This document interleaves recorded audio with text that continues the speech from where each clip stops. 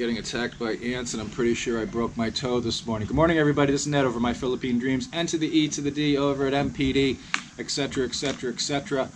Over in the corner there is Angel, my trusty sidekick, my canine companion. And today we're going to talk about milestones. November 24th, 2018, right around the proverbial corner, marks my 5th year in the Philippines.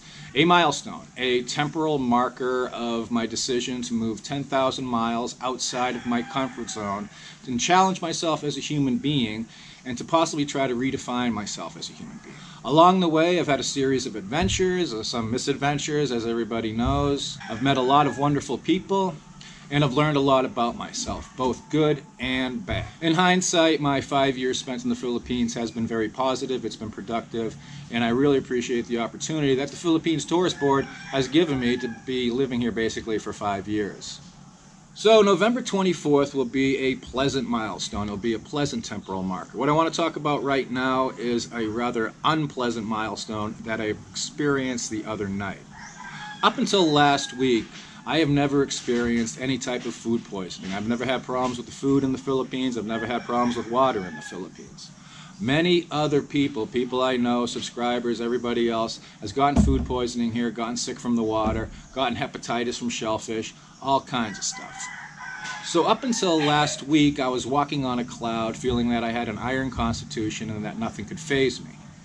As a matter of fact, the previous week, I was talking to a buddy of mine at Bogart's, and he was talking about how he got food sick, and I'm just sitting there going, yeah, I've never been food sick, I've never been food sick. That came to an end the other night, and this is actually Saturday morning, so it wasn't last night, Friday night, it was Thursday night. During the day, I ate something, and I got two suspects of what it was that caused it. It was either the salad that I made on Tuesday, because as everybody knows, I go to Dara Produce Market on Tuesday. I get lettuce, carrots, onions, cucumbers, all that stuff, and I make myself a salad that I eat usually up until Friday. The other possible suspect is a Chooks to Go that I got that same day. Now this Chooks to Go is actually, he got it from the back, because I said, cause sometimes they keep the big ones in the back. So I asked him, I'm like, do you got any big ones in the back? And he's like, yeah, I'll hook you up, brother. So he brought this one out, and it was one of the two vectors. Now, my suspicion is with the salad. Even though I rinsed the leaves and everything, and the carrots and the cucumbers twice, I'm using tap water, I think the odds finally caught up with me. Some bacteria were left in here. It built up over the couple days that it was sitting in the refrigerator. So by the time I pulled it out on Thursday and whiffed down a giant salad, I was basically ingesting pure bacteria.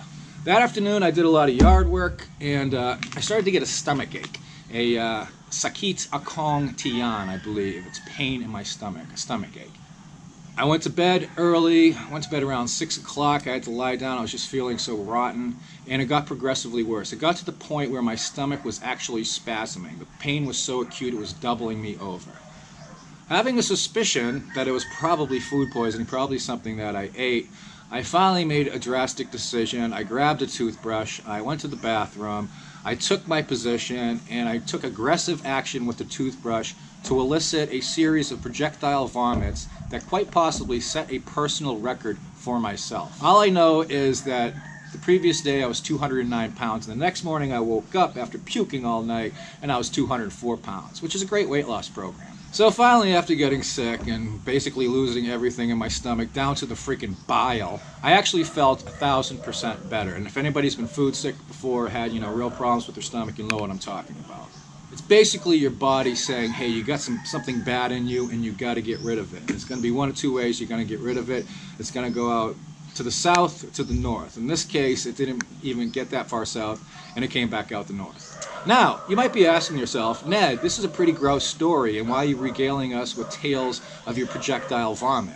Well, my friends, the reason is this. Tomorrow or the next day, I'm going to be doing a video, and it's an important video. This is actually one of the important videos that I do, I don't know, like once a year. And in it, I'm going to be talking about what every person should do who's living outside of their home country. If you're an expatriate, if you're a foreigner living in a foreign land, everybody should do this one thing.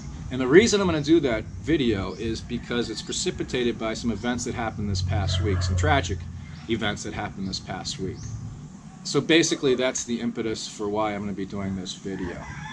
Milestones are good, anniversaries are good, challenge is good, change is good, and maybe with that massive infusion of bacteria that is probably still lurking in here. Maybe I'll like build up some immunity to bacteria in the future, because I guess that's how it works. Like when you first get here, some people get sick from like brushing their teeth, I heard, but over a while you start ingesting more and more fluids and all that stuff, and you build up some sort of resistance to the native flora, if you will. So with that in mind, that's the story, milestones as they are. This video has been proudly sponsored by Chooks To Go. I actually really like Chooks To Go. Their chicken's really good, and I think their liempo is fantastic, even though the best lechon I recently had was up in Cebu. Oh, sorry, Cebu. Oh, and just so everybody knows, there's different ways of pronouncing different things in the Philippines depending on where you're from. Some people say Cebu, some people say Cebu. So for those of you who keep correcting me on this, give it a rest. Alright, that's basically all I have. Make sure you're building up your bacteria resistance. Be careful of the local chicken. And if I survive this ordeal, I'll see you next time on My Philippine Dreams. Take care.